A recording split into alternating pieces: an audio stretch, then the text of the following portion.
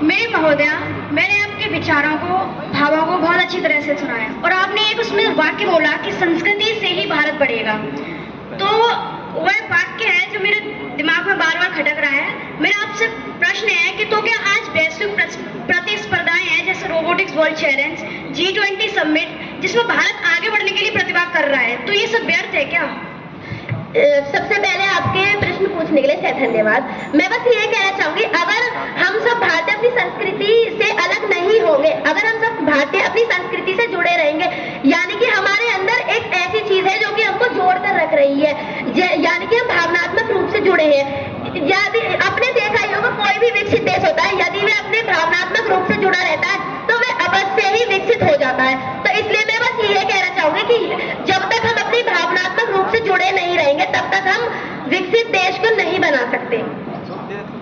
नम्रता, अपना दूसरा प्रश्न पूछे। आपने बात की अभी हमारे महाकुंभ की, जिसमें अन्य देशों ने आके प्रतिभाग किया है इसमें, लेकिन आपको नहीं लगता कि इसी सांस्कृतिक प्रथा ने हमारे भारत की अनेक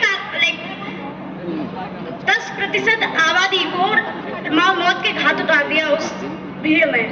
जी नहीं, महाकुंभ अभी प्रयागराज में आयोजित हुआ है, वहाँ पर लाखों करोड़ों संख्या में बाहर से लोग आए हैं। इसका मतलब आप जानते हैं कि इंडिया की वैल्यू बढ़ रही है। जहाँ पर इंडिया पहले अर्थव्यवस्था में 5वें नंबर पर आती थी, वह टूरिस्ट में तो न जाने कहाँ आई थी, अब वो आगे बढ़ने लगी है।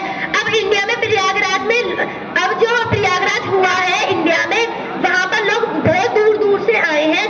वे भारतीय संस्कृति को अपनाने के लिए आए, क्योंकि जहाँ से भी है हम सबको नहीं पता, वो न जाने कितनी दूर दूर से आए, पर वे अपनी संस्कृति को ढूंढने के लिए वे भारतीय संस्कृति को अपनाना चाहते हैं।